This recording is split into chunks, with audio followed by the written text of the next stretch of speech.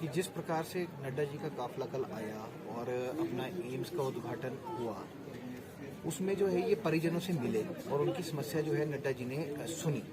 तो उनका ये कहना बिल्कुल गलत है कि नड्डा जी उनसे नहीं मिले। व्यवस्था जो है पूरे रूप से देखी गई थी और मेरे ख्याल से कांग्रेस को जो है वो प्रोटोकॉल का पाठ पढ़ना चाहिए। अब जो है मेरे ख्याल से कांग्रेस में कोई वीआईपी रहा नहीं है, तो उनको पता नहीं होता कि जेड सिक्योरिटी होती क्या है और जेड सिक्योरिटी के प्रोटोकॉल्स क्या होते हैं। जेड सिक्योरिटी और जेड प्लस सिक्योरिटी जो होती है उनकी आइटिनरी पहले ही बन जाती है और उसके हिसाब से जो है वो मुलाकात जिस प्रकार से प्रतिनिधिमंडल को करनी होती है वो पहले से ही निर्धारित होता है। और अगर आप देखिए कि बाई चांस सिक्योरिटी में अगर कोई लैप्स होता तो उसका जिम्मेदार कौन होता? उसका जिम्मेदार कांग्रेस नहीं होती, क्योंकि वो सत्ता में नहीं है। उसका सत्ताधीन पार्टी ही होती है, जो कि भारतीय जनता पार्टी है। तो प्रशासन ने अपना रोल जो है वो अच्छी तरह निभाया है और जो एफआईआर है वो एक एफआईआर ही होती है, उसको कभी भी विड्रॉ किया जा सकता है। वो एक प्रोटोकॉल है जो आपको सिक्योरिटी मेजर्स के हिसाब से जो है वो furnish time to time centre को करना भी पड़ता है कि ऐसा लैप्स क्यों हुआ। दूसरी बात मैं फिर से रिपीट करना चाहता हूं कि नड्डा जी जो है वो पुलिस कर्मियों के जो परिजन थे उनसे मिले और उनकी समस्या सुनी। तो ये कांग्रेस का जो आरोप है वो निराधार है। लहर से बाहर निकाला, ये तीसरी लहर की बात कर रहे हैं। इनको खुद तो आंकड़े क्लियर नहीं है। आप बताइए, जब भी कोई व्यवस्था खड़ी होती है, जो सरकार एक व्यवस्था खड़ी करती है, कांग्रेस उसका ऑपोजिट ही रिएक्शन पास करती है।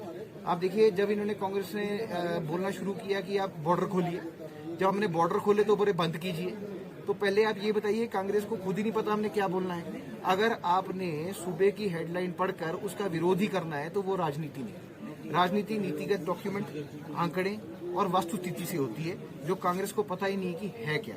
तो मेरा तो मानना ये है, कांग्रेस को पहले जो है अपने आंकड़े स्पष्ट करने चाहिए, अपनी नीति स्पष्ट करनी चाहिए और किस रास्ते पे उन्होंने चलना है वो स्पष्ट करे। उसके बाद भारतीय जनता पार्टी की निंदा करे। और एक बार मैं कांग्रेस से ये भी पूछना चाहता हूं कि उनके पास लीडरशिप कौन है, लीडर कौन है। एक तो इनके पास जो है वो कोई लीडर है नहीं, कोई नीति है नहीं, कोई नियत है नहीं, काम करना नहीं चाहते, सिर्फ सत्ता के लोभ में, लालच में और करप्शन को बढ़ावा देने के लिए वो सत्ता में आना चाहते हैं। तो हम उनसे ये पूछते हैं कि आपका लीडर कौन है। अगर आप देखेंगे, चंबा में इनके पास कोई और लीडर है, ऊना से कोई और लीडर है, हमीरपुर से कोई और लीडर, शिमला से कोई और लीडर। तो इस प्रकार बताए, पहले स्पष्ट करे कि ये किसके नेतृत्व में जो है ये चुनाव जीतने की बात कर रहे हैं, किसके नेतृत्व में ये जो है वो सपना बुन रहे हैं कि 2022 में आएंगे।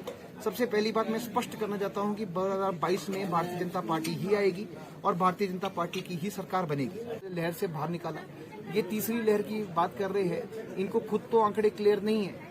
आप बताइए, जब भी कोई व्यवस्था खड़ी होती है, जो सरकार एक व्यवस्था खड़ी करती है, कांग्रेस उसका ऑपोजिट ही रिएक्शन पास करती है।